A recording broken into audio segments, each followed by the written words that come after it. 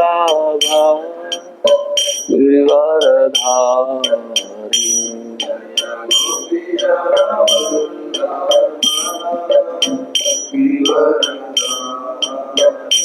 जय गोपीजना वल्लभा गिरिवरधारी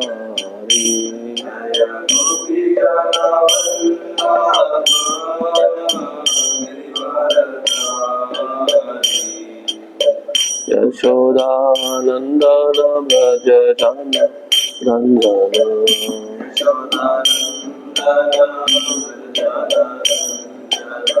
यशोदानन्दन व्रज जन रञ्जन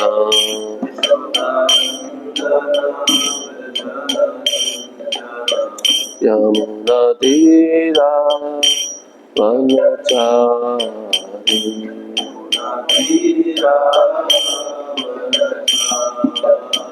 यमुनातीरा वनचारी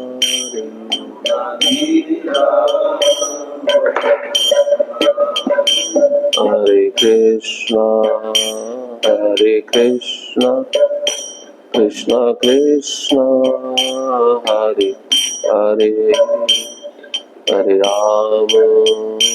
हरे राम राम राम हरे हरे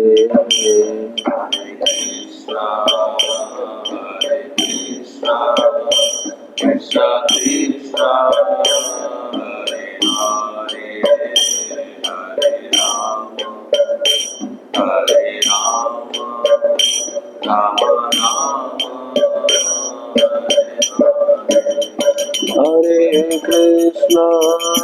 हरे कृष्णा कृष्णा कृष्णा हरे हरे हरे राम राम राम हरे हरे हरे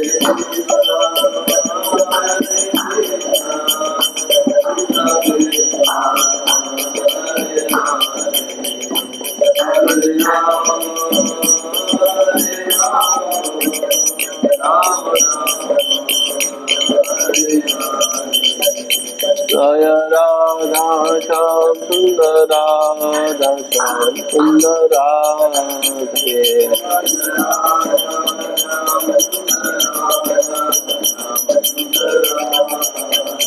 जय प्रभुपदा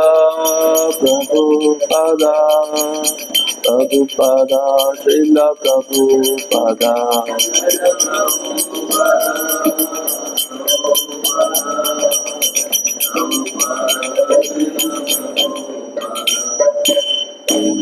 श्री राधा श्याम सुंदर जी की जय, श्री प्रभुपाद की जय, समवेत गौर भक्त वृंद की जय। ओम नमो भगवते वासुदेवाय।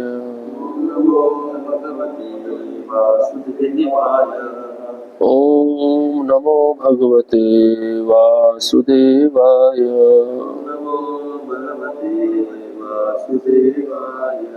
ओम नमो भगवते वासुदेवाय।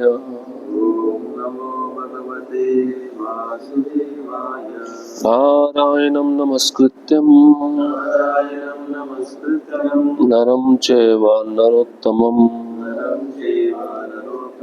देवीं सरस्वतीं व्यासं ततो जयमुदीरयेत्। नष्टप्रायेषु भद्रेषु नित्यं भागवत सेवया भगवती उत्तम श्लोके भक्तिर्भवति नैष्टिकी। कृष्णाय वासुदेवाय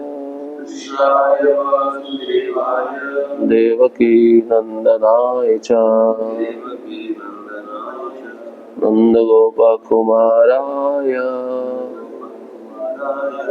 गोविंदाय नमो नमः।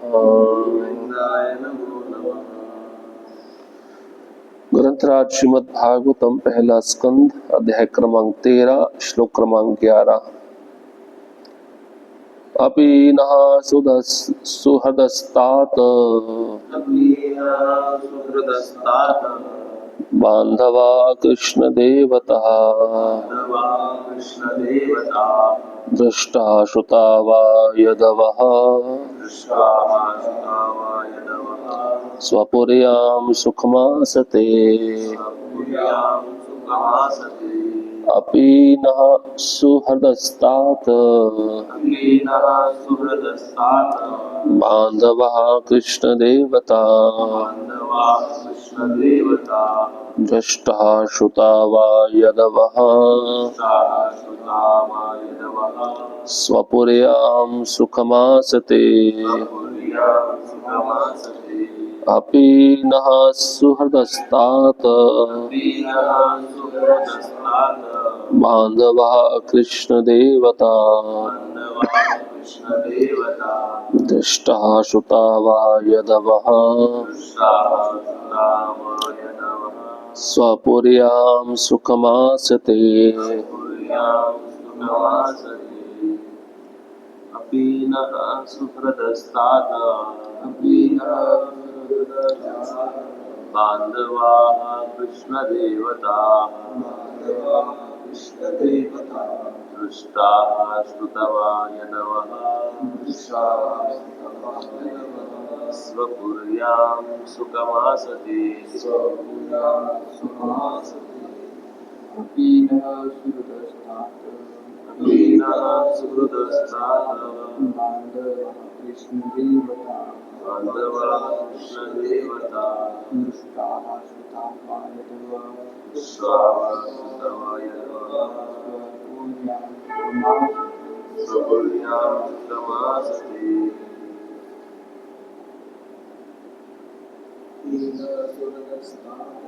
अपि नः सुहृदस्तात बान्धवाः कृष्णदेवता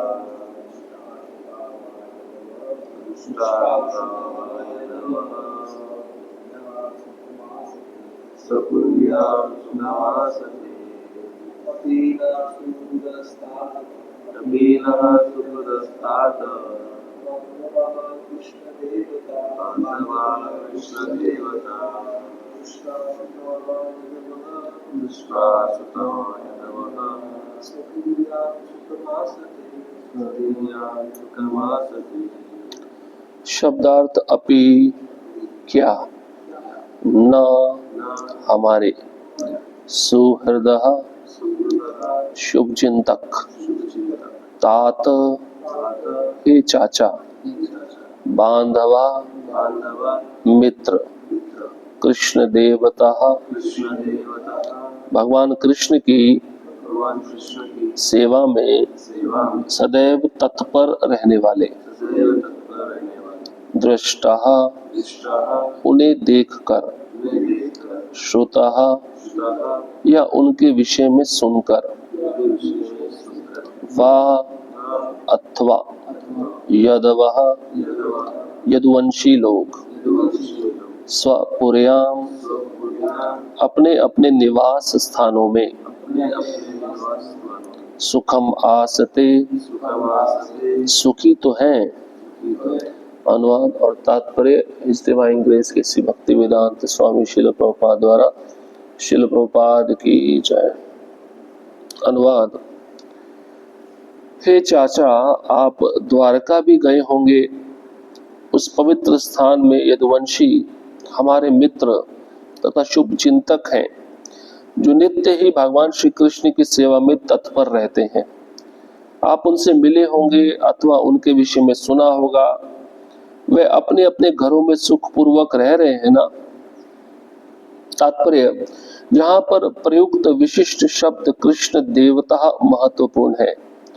इसका अर्थ है वे जो सदैव भगवान कृष्ण की सेवा में लगे रहते हैं।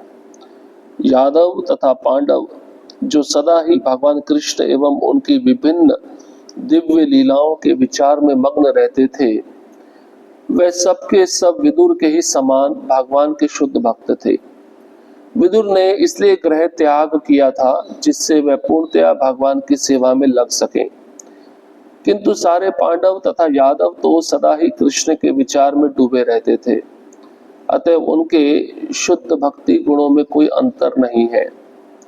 शुद्ध भक्त चाहे घर में रहे या घर छोड़ दे, उसका वास्तविक गुण तो कृष्ण के विचार में अनुकूल रूप से मग्न रहना होता है। अर्थात भली भांति यह जानना कि श्री कृष्ण पूर्ण पुरुषोत्तम भगवान है। यद्यपि कंस, जरासंध, शिशुपाल तथा उन्हीं जैसे अन्य असुर भी भगवान कृष्ण के विचार में सदैव निमग्न रहते थे, किंतु वे भिन्न प्रकार से प्रतिकूल होकर निमग्न रहते थे या उन्हें केवल शक्तिशाली मनुष्य मानते थे। अतएव कंस तथा शिशुपाल को शुद्ध भक्तों का वह पद प्राप्त नहीं है जो विदुर, पांडवों तथा यादवों जैसे शुद्ध भक्तों को प्राप्त है। महाराज युधिष्ठिर भी भगवान कृष्ण तथा उनके द्वारका के पार्षदों के विचार में सदैव निमग्न रहा करते थे, अन्यथा वे विदुर से उन सब के विषय में ना पूछते। अतः महाराज युधिष्ठिर विश्व के राज्य के मामलों में लगे रहकर भी विदुर के समान भक्ति पद पर स्थित थे। ओम अज्ञानतिमिरन्धस्य ज्ञानाञ्जनशलाकया चक्षुरुन्मिलितं येन तस्मै श्रीगुरवे नमः। श्रीचैतन्यमनोभीष्टं स्थापितं येन भूतले स्वयं रूपा कदा मह्यं ददाति स्वपदान्तिकम्। वन्देऽहं श्रीगुरोः श्रीयुतापदकमलम् श्रीगुरुन् वैष्णवांश्च श्रीरूपां साग्रजातं सहगणा रघुनाथान्वितं तं सजीवं साद्वैतं सावधूतं परिजनसहितं कृष्णचैतन्यदेवं श्रीराधा कृष्णपाद सहगणा ललिता श्रीविशाखान्वितांश्च। हे कृष्ण करुणा सिंधु दीनबंधो जगत्पते गोपेश गोपिका कांत राधा कांत नमस्तुते। तप्त कांचन गौरांगी राधे वृंदावनेश्वरी विश्वभानुसुते देवी प्रणमामि हरिप्रिये। वाञ्छा कल्पतरुभ्यश्च कृपा सिन्धुभ्यैव च पतितानां पावनेभ्यो वैष्णवेभ्यो नमो नमः। नमो महावदन्याय कृष्णप्रेमप्रदायते कृष्णाय कृष्णचैतन्य नामिने गौरत्विषे नमः। नमः ओम विष्णुपादाय कृष्णपृष्ठाय भूतले श्रीमते भक्तिवेदांत स्वामिनिति नामिने। नमस्ते सारस्वते देवे गौरवाणी प्रचारिणे निर्विशेष शून्यवादी पाश्चात्य देशतारिणे। जय श्री कृष्ण चैतन्य प्रभु नित्यानंद श्री अद्वैत गदाधर श्रीवासादि गौर भक्त वृंद। हरे कृष्णा कृष्णा कृष्णा हरे हरे, हरे राम राम राम हरे हरे।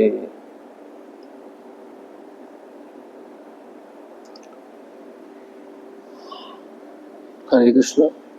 उपस्थित सभी भक्तों के चरणों में कृपा की याचना चाहता हूँ। मुझे अनुमति दीजिए इस भागवतम के श्लोक पे कुछ कह सकूं, विशेषता अपने शुद्धिकरण के लिए।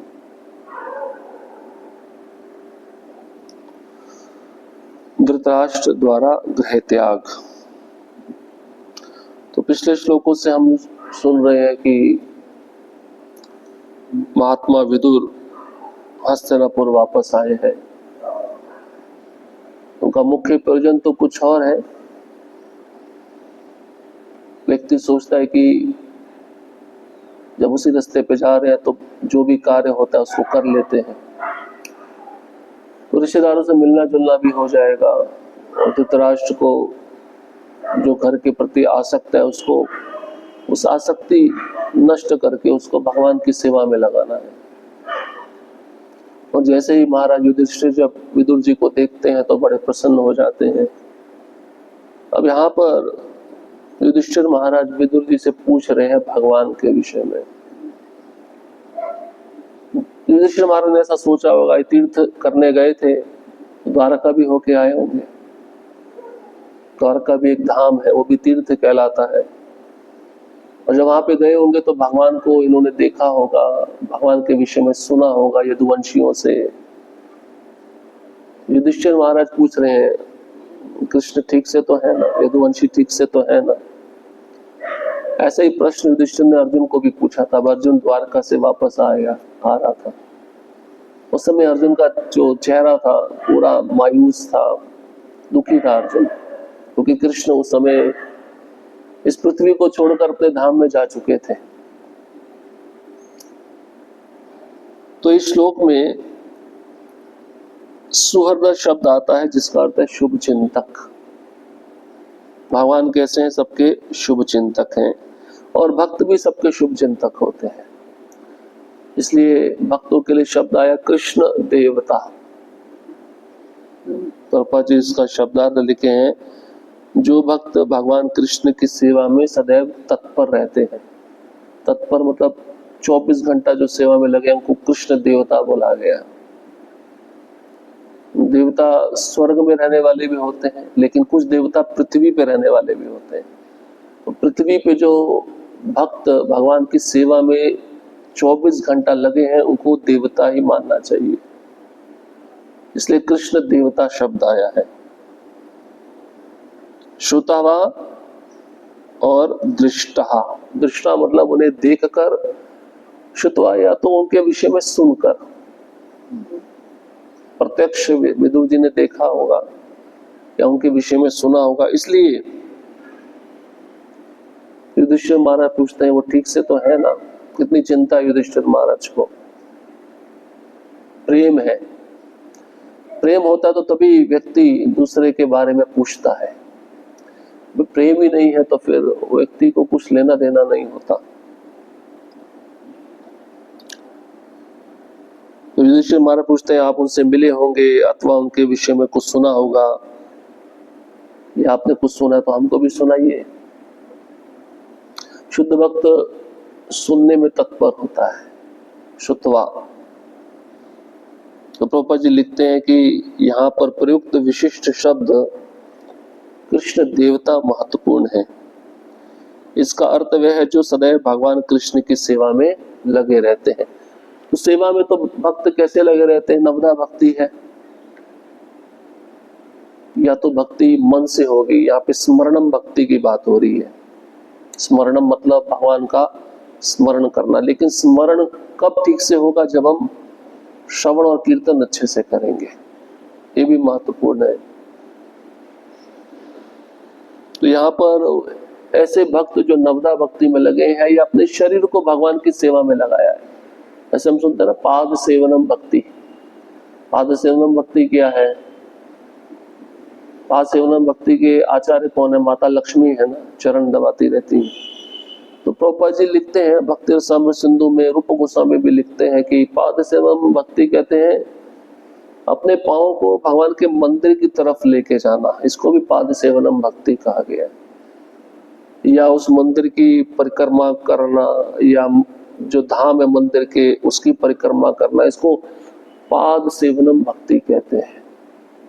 तो ये पांव एक इंद्रियों में आ गए।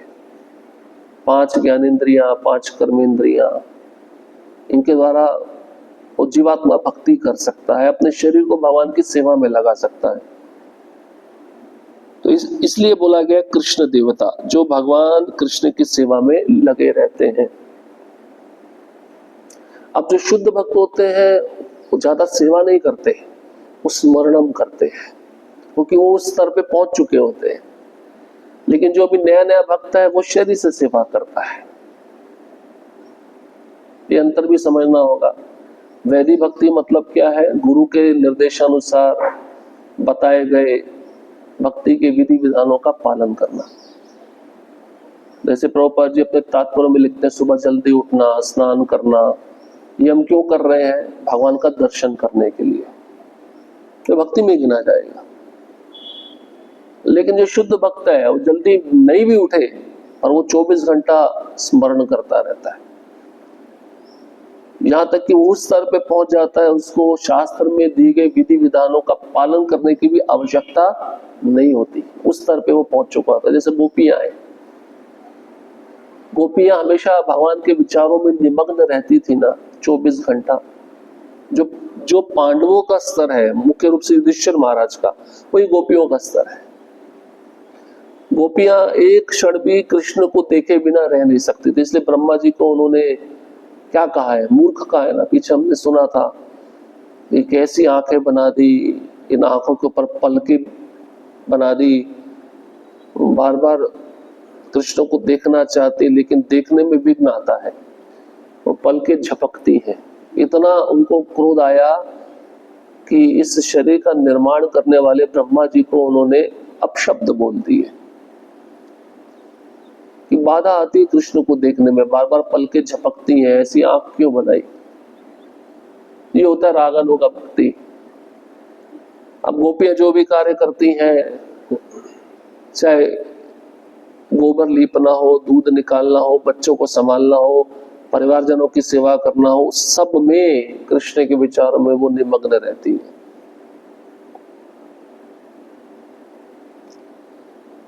इसलिए मन में विचार भगवान से संबंधित होने चाहिए। और ये मन में विचार भगवान से संबंधित कब आएंगे, जब हम जीवन भर भगवान के बारे में सुनेंगे। श्रुत्वा, सुनकर मनन चिंतन होता है। मनन चिंतन मतलब जो भाव आपने सुना, जो रूप आपने सुना, उसको जब आप मन में धारण करते हो तो वो रूप मन में बैठ जाता है या नहीं है। अगर आप संसार की किसी वस्तु को बड़े ध्यान से देख रहे हो, आपकी पलक नहीं झपक रही, आप इधर उधर नहीं देख रहे क्योंकि आपको सुंदर लग रही है ना। जब आप उस वस्तु को देखते तो कुछ समय के बाद देखने मात्र से आपके मन में बैठ जाएगी, नहीं बैठ जाएगी, निश्चित बैठेगी। इसलिए कृष्ण भगवद गीता के दूसरे अध्याय में क्या बोले, ध्याये तो विषयान पुंसा संगस्तेषुप जायते। तो ध्यान व्यक्ति जो इस संसार के विषयों पे लगा रहा है, जो वो विषय उसके मन में आकर बैठ जाते हैं ध्यान लगाने से, तो भगवान का ध्यान लगाने से भगवान उसके हृदय में क्यों नहीं बैठेंगे, निश्चित बैठेंगे। सुनने मात्र से संसार की चीजों के बारे में, उस चीज का रूप गुण पता चलते नहीं चलते, है ना। नाम लेने से भी पता चल जाता है।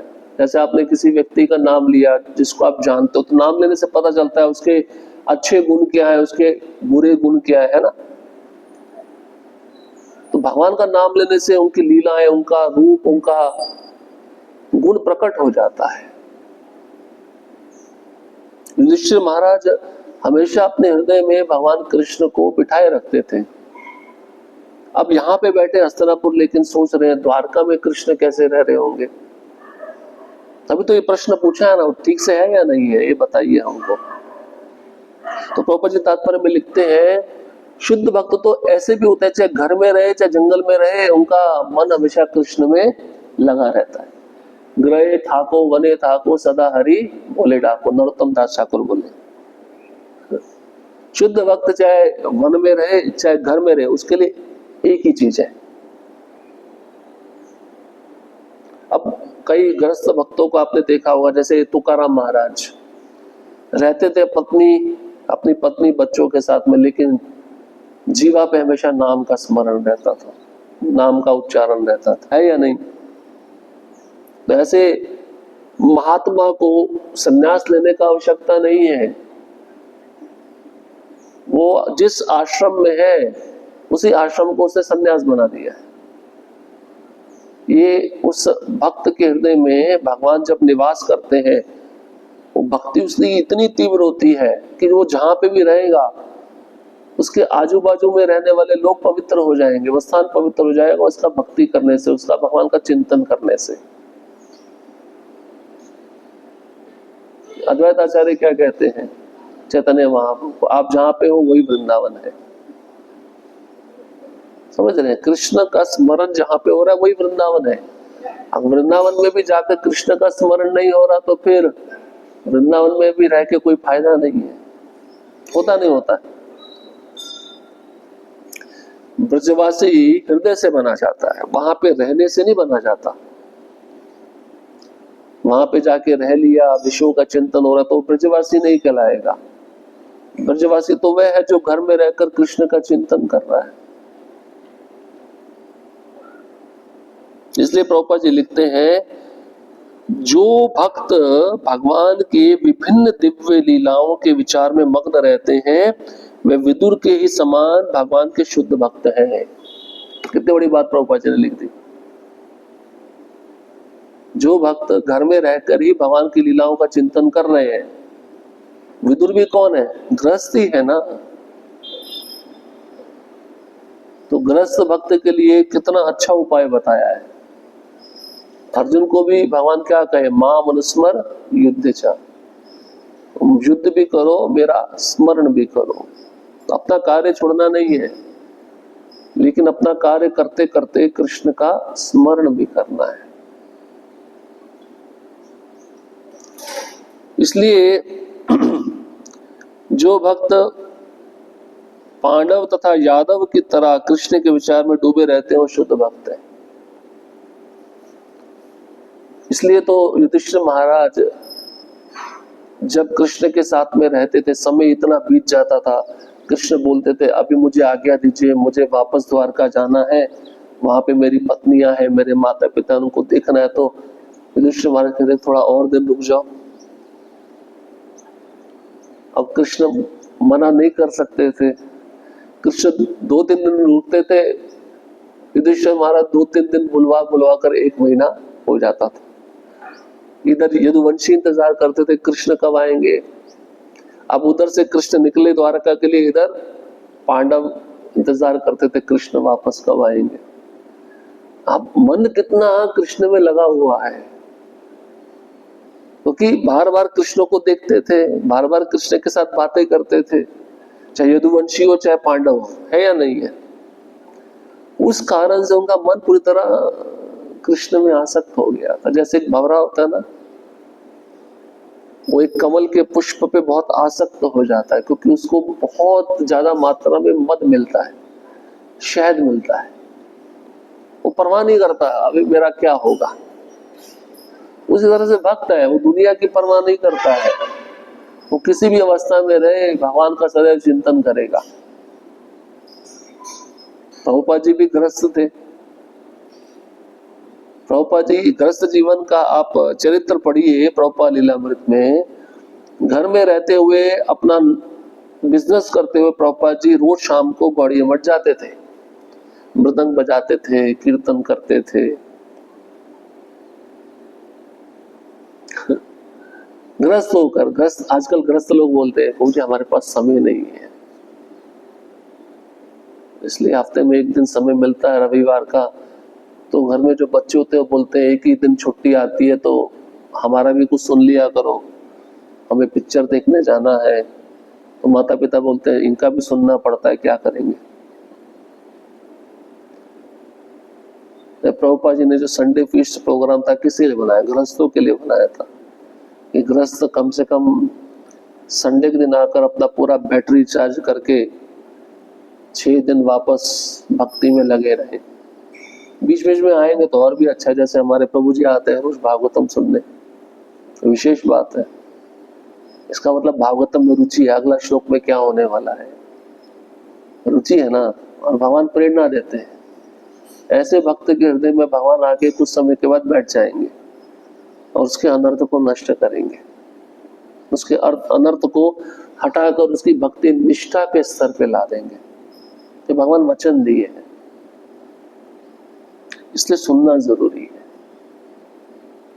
सुनने मात्र से व्यक्ति के हृदय में जो सुप्त कृष्ण प्रेम है वो जागृत हो जाता है। जैसे प्रभुपाद जी कहते हैं माचिस में ऑलरेडी अग्नि है, लेकिन जब तक आप मैच स्टिक को उसके साथ रब नहीं करोगे तब तक अग्नि प्रकट नहीं होगी ना। ऐसे सुप्त कृष्ण प्रेम है, अभी जड़ इंद्रियों के कारण सोया हुआ है। जब तक आप भगवान के विषय में किसी शुद्ध भक्त के मुख से सुनोगे नहीं, वो कृष्ण प्रेम प्रकट नहीं होगा, जैसे वो अग्नि प्रकट नहीं होती। इसलिए यहाँ पे बताया गया है कि शुद्ध भक्ति के गुणों में कोई अंतर नहीं होता। जैसे शुद्ध भक्त है, शुद्ध भक्ति के गुण है, उनमें कोई अंतर नहीं है। जैसे बोलते हैं ना ग्रंथ भागवत, व्यक्ति भागवत, इसमें कोई अंतर नहीं है। क्यों? क्योंकि व्यक्ति भागवत में वो सारे गुण विद्यमान है जो ग्रंथ भागवत में है। तो चलता फिरता तीर्थ है भाई। भक्त जहां जाएगा वहीं पे जाकर कृष्ण की चर्चा करके भक्ति को फैलाएगा या नहीं फैलाएगा, उसका काम यही है। इसलिए भगवत गीता का जो चतुश्लोकी श्लोक है उसमें से कौन सा एक बहुत सुंदर श्लोक है? मच्चित्ता मदगत प्राणा बोधयंता परस्परम कथयन्तश्च माम नित्यम तुष्यन्ति च रमन्ति च। भगवान क्या कहते हैं? वो जो भक्त होते हैं ना, अपना चित्त मुझ में लगाते हैं। चित्त मतलब मन। मदगत प्राणा, अब प्राण क्या है? प्राण का अर्थ क्या है? शरीर। शरीर उन्होंने मेरी सेवा में दे दिया। और फिर क्या करते हैं? बोधयंता परस्परम, आपस में बैठ के चर्चा करते हैं। परस्परम मतलब आपस में। कौन सी चर्चा करते हैं? कथयन्तश्च, मेरी कथा करते हैं। और कैसे करते हैं? माम नित्यम, माम मतलब मेरी, नित्यम मतलब हमेशा, 24 घंटा, इसलिए तत्पर शब्द आया है। और जब ऐसा करते हैं क्या परिणाम होता है? तुष्यन्ति च रमन्ति च, उनको आनंद का अनुभव होता है, संतुष्ट हो जाते हैं। फिर उनके मन में कोई भी भौतिक संसार की वस्तु को पाने की इच्छा नहीं रहती। ये परिणाम है भगवान की कथा सुनने का। एक बोलता है और एक सुनता है। तो जो बोल रहा है वो कीर्तन करता है और जो सामने वाला है वो सुन रहा है। इसलिए यहाँ पे दो शब्द आए हैं, दृष्टवा श्रुत्वा। अब देखने में हमारा इतना सामर्थ्य नहीं है कि हम कृष्ण को अपनी इन आंखों से देख सकें। हमारी जड़ आंखों से हमें कौन सी वस्तु दिखती है? जड़ वस्तु दिखती है ना, क्योंकि स्वभाव आंखों का वैसा बना हुआ है। लेकिन अब उसी आंख को अगर हम भगवान की सेवा में पुनः पुनः लगाते रहे, इन्हीं आंखों से देखते रहे और कानों से सुनते रहे, क्या होगा? एक दिन ऐसा अनुभव आएगा जो कानों से हमने सुना है, ठीक से मनन चिंतन किया है, तो जिन आंखों से हम भगवान को देखेंगे शास्त्र की दृष्टि से, वो भगवान हमें प्रत्यक्ष दिखने लगेंगे, आदान प्रदान होने लगेगा। इसलिए ये शब्द महत्वपूर्ण है। एक संस्कृत शब्द भी आता है इक्षा। इक्षा मतलब देखना, यहाँ पे दृष्टवा है, उसको बोलते हैं देखना। और शुद्ध भक्त चाहे घर में रहे या घर छोड़ दे, उसका वास्तविक गुण तो कृष्ण के विचार में अनुकूल रूप से मग्न रहना होता है। कूर्म ब्राह्मण थे, चैतन्य महाप्रभु जब दक्षिण भारत गए तो कूर्म ब्राह्मण के घर में रुके। तो कूर्म ब्राह्मण के घर में रुककर महाप्रभु ने प्रसाद लिया, कूर्म ब्राह्मण ने, उनकी पत्नी ने सेवा किया। अगले दिन जब महाप्रभु वहां से प्रस्थान करने लगे, जाने लगे, कूर्म ब्राह्मण कहते हैं मुझे भी अपने साथ ले चलिए, मैं आपके साथ में चलना चाहता हूं, मैं घर में नहीं रहना चाहता। तो चैतन्य महाप्रभु ने वही उपदेश दिया जो नरोत्तम दास ठाकुर कहते हैं। वो कहते हैं आप जहां पे भी रह रहे हो वहीं पे रहो, मतलब जिस आश्रम में आप स्थित हो उसी में रहो और भागवतम भगवत गीता का प्रचार करो। अगर घर के प्रति ज्यादा आसक्ति हो रही है तो घर में फिर ज्यादा रहना ठीक नहीं है। इसको समझना चाहिए, हर एक का लेवल अलग अलग होता है। और कोई घर में रहकर आसक्त नहीं है, अपनी सेवा भी कर रहा है, उसका मन पूरी तरह से भगवान के विचारों में निमग्न है, तो उसको घर छोड़ने की जरूरत नहीं है, क्योंकि वो अपने घर के सदस्यों को भी भगवान की सेवा में लगा सकता है। लेकिन घर में रहकर अगर मन विचलित हो रहा है, घर के विषयों के प्रति मन आसक्त हो रहा है, तो उसको फिर घर में ज्यादा समय नहीं रहना चाहिए। इसलिए अनुकूल भक्ति होनी चाहिए। प्रभुपाद जी एक पॉइंट तात्पर्य में और बताएं, अनुकूल भक्ति। अनुकूल मतलब जो कृष्ण को प्रिय है।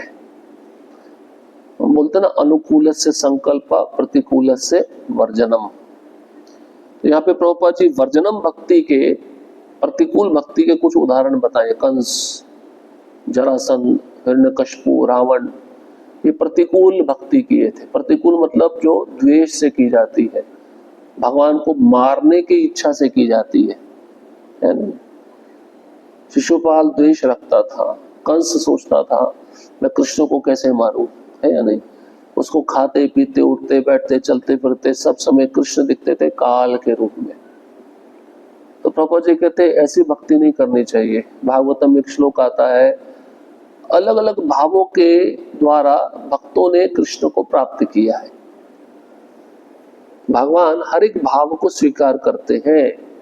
गोपियों ने काम भाव से प्राप्त किया। काम ऐसा काम, इस संसार का काम नहीं, कृष्ण को संतुष्ट करने वाला काम।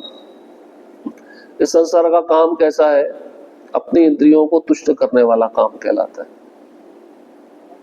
फिर यदुवंशियों ने कैसे भगवान को प्राप्त किया, भगवान का स्मरण करके, उनकी सेवा करके।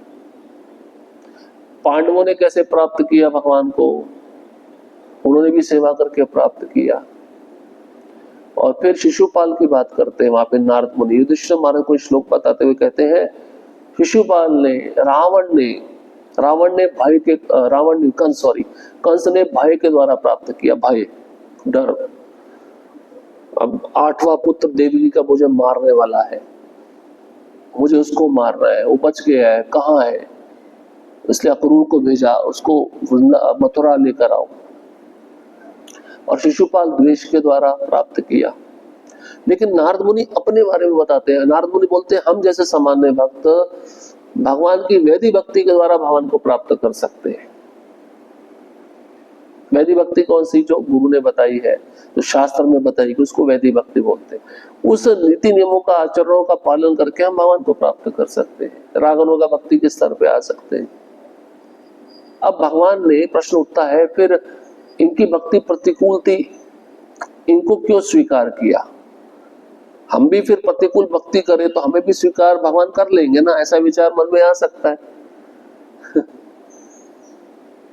वो जो लोग थे जो प्रतिकूल अवस्था में रहकर भगवान की भक्ति करते थे, वो के साधारण थोड़ी ना थे। भगवान की लीला में उनको सहयोग देने के लिए आए थे ना। तो हम यहाँ पे क्यों आए हैं, हम भगवान को लीला में सहयोग देने नहीं आए, हम अपने कर्मों के अनुसार आए हैं। इसलिए हम प्रतिकूल भक्ति करेंगे तो क्या होगा, हमें नरक में जाना पड़ेगा। राजा वेन ने क्या किया था, वो प्रतिकूल अवस्था में ही कार्य किया था। सब यज्ञ बंद करा दिए और कहा कि मैं ही भगवान हूं, मेरे को भगवान के रूप में पूजो। ब्राह्मणों ने वेद के मंत्रों का उच्चारण करके वेन महाराज का हत्या कर दिया, तो वेन नरक में गया। वेन नरक में गया तो शिशुपाल भगवान के शरीर में विलीन कैसे हो गया। इसकी भी प्रतिकूल भक्ति थी, उसकी भी प्रतिकूल भक्ति थी। कारण बताते हैं, शिशुपाल हर क्षण प्रतिकूल अवस्था में कृष्ण का द्वेष के द्वारा चिंतन करता था, लेकिन वेन महाराज हर क्षण नहीं करते थे। कभी करते थे, कभी नहीं करते थे। हमारी अवस्था शिशुपाल की तरह है, 24 घंटा हम कृष्ण का द्वेष भावना में चिंतन नहीं कर सकते। इसलिए प्रतिकूल अवस्था में अगर चिंतन करेंगे तो हमें नरक जाना पड़ेगा। ये कारण बताया आचार्य ने। इसे प्रभुपाद जी लिखते हैं, प्रतिकूल होकर कई भक्त भगवान कृष्ण के विचारों में निमग्न रहते हैं। और दूसरा, ऐसे लोग भी प्रतिकूल अवस्था में आते हैं, कृष्ण को शक्तिशाली मनुष्य मानते हैं, भगवान नहीं मानते। क्या मानते हैं, शक्तिशाली मनुष्य। ऐसे 7 वर्ष की आयु में गोवर्धन उठा लिया तो थोड़ा पावर ज्यादा आ गया होगा, शक्तिशाली है, भगवान नहीं है। बस भगवद गीता में क्या कहते हैं भगवान, अवजानन्ति मां मूढ़ा मानुषिम तनुमाश्रितम। ऐसे लोग सोचते हैं कि मैंने मनुष्य जैसा शरीर धारण किया है, मैं एक साधारण मनुष्य हूँ, मनुष्य मानकर मेरा उपहास करते हैं। उसके विषय में भगवान कहते हैं अवजानन्ति माम मूढ़ा, मेरे दिव्य प्रकृति को ना समझकर ऐसे लोग कौन है? माम मूढ़ा, मूढ़ा मतलब मूर्ख। तो अनुकूल भाव में रहकर भक्ति करना चाहिए। अनुकूल भाव मतलब गुरु के निर्देशानुसार, शास्त्र के निर्देशानुसार। धीरे धीरे जब हम करेंगे अनुकूल भाव में भक्ति, तब हम रावण होगा भक्ति के स्तर पे पहुंच सकते हैं। तो प्रभुपाद जी रावण होगा भक्ति के स्तर पे थे, शुद्ध भक्त थे। या तो उनको अपने गुरु महाराज के वचनों का स्मरण आता था, या तो फिर कृष्ण का स्मरण आता था, और तीसरा कोई स्मरण उनके मन में नहीं रहता था। गुरु के वचन भी कैसे होंगे? कृष्ण से ही संबंधित होंगे ना, वो कृष्ण का ही स्मरण कहलाएगा। तो उस भक्ति की अवस्था में हमें भी अपने को ढालना चाहिए। इसलिए एक भी क्षण बिना श्रवण किए, भगवान का बिना दर्शन किए नहीं बीतना चाहिए। वृंदावन में जितने भी ब्रजवासी हैं सब भगवान की भक्ति में निमग्न रहते। खाली पांडव और यादवों की बात नहीं है, जैसे भगवान के मित्र हैं। अब गोचार लीला सुबह शुरू हुई, शाम तक चलती रही। अब जब वृंदावन में प्रवेश करने का समय आ गया, तब उन मित्रों को जो सख्य भाव में उनको चिंता होती थी कृष्ण अलग हो जाएंगे। अब कृष्ण अलग होंगे तो हम कृष्ण को देख नहीं पाएंगे। अब कृष्ण अपने घर में जाकर, नंद भवन में जाकर विश्राम करेंगे, खाएंगे। अब हम शाम के समय से लेकर सुबह के समय तक क्या करें? क्या करें? अब हमारे आचार्य लिखते हैं, जीव गोस्वामी गोपाल चंपू में लिखते हैं, जैसे ही यशोदा माता कृष्ण को अपने कक्ष में लेके जाती थी, ये सारे ग्वाल बाल, दरवाजा बंद होता था नंद भवन का, उसके बाहर बैठ जाते थे। अब घर नहीं जाते थे, घर जाएंगे तो रात कैसे कटेगी? प्राण तो कृष्ण है। अब दरवाजे की तरफ देखते रहते थे, कृष्ण इसी दरवाजे से गए, इसी दरवाजे से आएंगे। उसी जगह पे रात भर बैठे रहते थे। अब मन किया, तीव्र वेदना हुई कृष्ण को देखने की, दरवाजा खटखटाया। यशोदा माता आधी रात को दरवाजा खोलती थी, पूछती थी क्या बात है, घर नहीं गए? बोले नहीं, कृष्ण को देखना। वो तो सो गया, थोड़ा आराम तो करने दो उसको, तुम तो हाथ धो के उसके पीछे पड़ गए हो। अब यशोदा माता अलग रस में है, ये अलग रस में है, थोड़ा आराम तो कर। माँ को चिंता होती है मेरा बेटा थोड़ा समय तो आराम कर ले, तो पीछे पड़ गए हाथ धो के। दिन भर गाय चराता है, रात में इनके साथ रहेगा तो सोएगा कब? थोड़ा सोने दो। अब भोर होती थी तो उनके पास में एक श्रृंगी नाम का बिगुल बजाने वाला यंत्र होता है, भगवान कभी कभार अपने कमर पे टांगते हैं। तो इन गोपगणों के पास में भी होता था। ये चिल्लाते थे उस श्रृंगी के द्वारा, कृष्ण को बुलाते थे, आजा अभी समय हो गया, आजा, गाय भी आ गई है। रहा नहीं जाता था, रहा नहीं जाता था। या तो फिर सुबह से लेके शाम तक जो गोचारण में लीला हुई, कृष्ण को देखा, कृष्ण के साथ अलग अलग वन के पशुओं की नकल की, कृष्ण के साथ खेले, कुएं में झांके। जैसे कृष्ण भागे, दूर जाके खड़े हो गए तो कृष्ण बोलते थे अब कौन पहले आएगा, मुझे स्पर्श करेगा, अहम पूर्वम, मैं पहले स्पर्श करूंगा। प्रतिस्पर्धा होती। ये सब बातें जब कृष्ण नहीं दिखते थे इनको याद आती थी, और वही याद उनको रहने नहीं देती थी। कैसे रहे? आप सोचिए, कई भक्त तो ऐसे कृष्ण के बारे में सुनकर ही जीवन समर्पित कर देते है या नहीं है? अब आप सोचिए, जो कृष्ण को देख रहा है उसका क्या हाल होगा? ये तो पांडव और यदुओं के बारे में बताया जो कृष्ण को देखते थे, रोज देखते थे। कितने सौभाग्यशाली भक्त है। इसलिए शुद्ध भक्त के विभाग में को रखा गया है।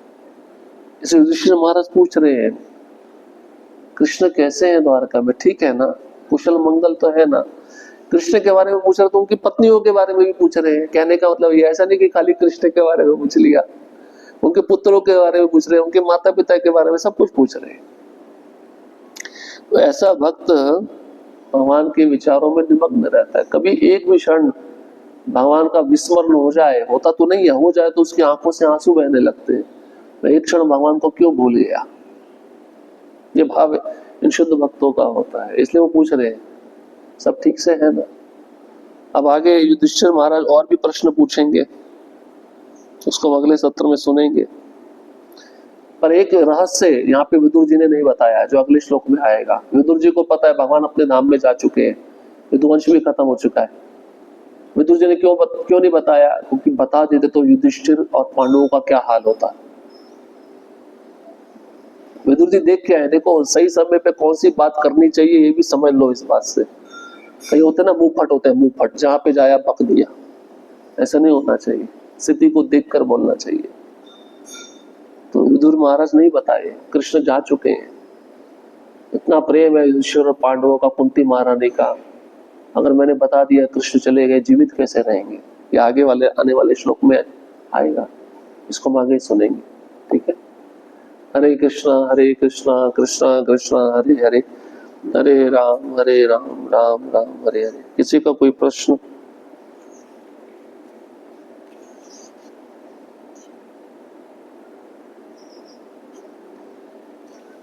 श्री राधा श्याम सुंदर जी की जय, श्रील प्रभुपाद की जय।